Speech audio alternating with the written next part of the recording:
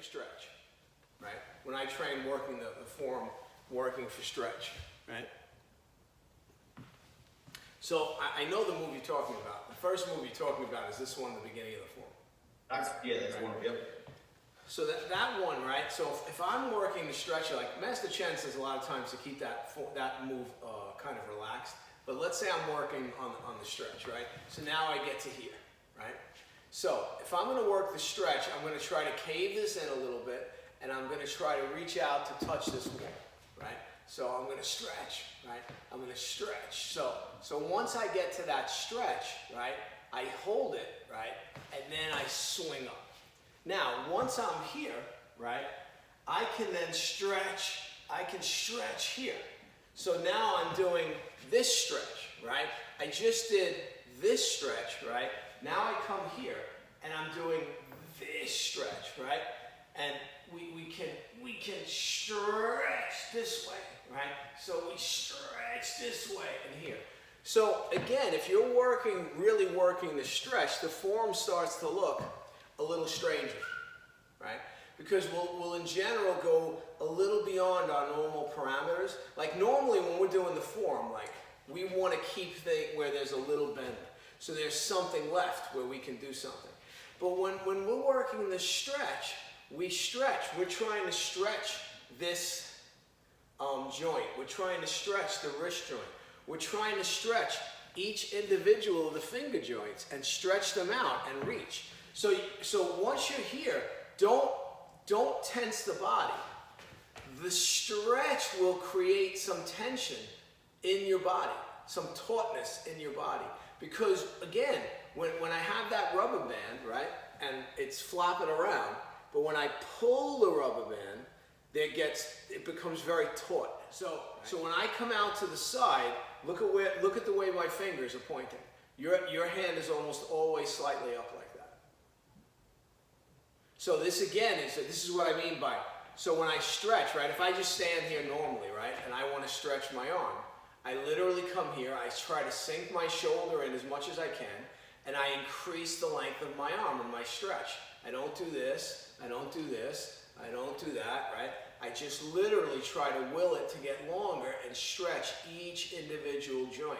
Like you literally got to try to focus on each individual joint when you're doing it. That's why, you don't always have to work and do the whole form with a stretch. You can pick a couple of moves and just work those and really try to figure it out. And then as you do it, that understanding in those moves will begin to bring it into other moves of the form.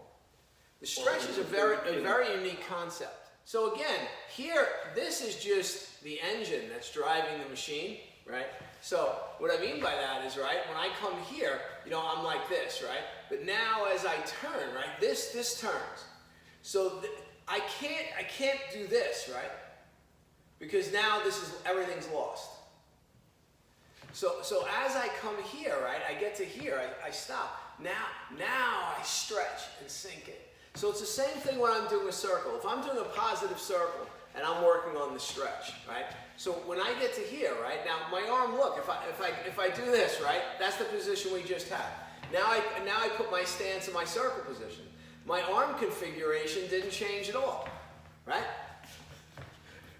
Right? So now when I'm here, if I'm working the stretch on the circle, now it's the same thing.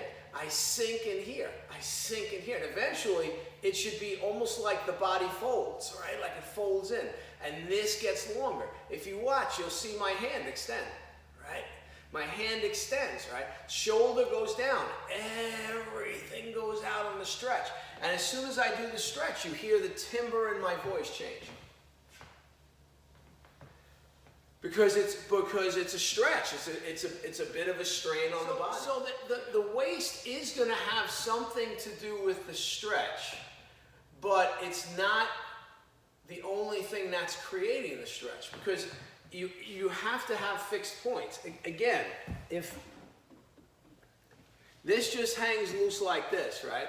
But if I have two fixed points and I do that, now this stretches, and when this stretches, now this becomes very powerful, right? Now there's there's tension there, there's power there. Eventually, we want all these things to come together in the body. The problem is it's a lot of things. You know, we're creating this stretch, right?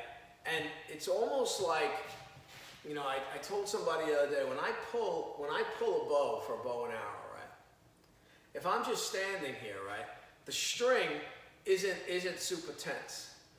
But now as I start to pull, first off, both my forward hand and my rear hand don't move. So they're fixed points. I draw the bow back, right? But look at the stretch I'm creating. Do you see the stretch? So when we're doing a move like this, right? Do you see the stretch? So you've got to stretch, right? So what I'm doing is, the fixed point here could actually be my center. And this arm is pulling back, right? So if you look, my elbow's not doing this, it's pulling straight back, right? So if I'm pulling like this straight back, right? But again, I look on the video, it looks like I'm doing that. But this is going straight back towards the wall, that I can touch the wall, right? So now if this is fixed, and I'm pulling off that center, now I'm pulling off the center this way with this hand, then you see how long it gets. And I mean, I feel this, like I'm feeling it here, here, here, in my hand. I mean, I'm feeling it here, right? Yeah, the stretch is a real stretch.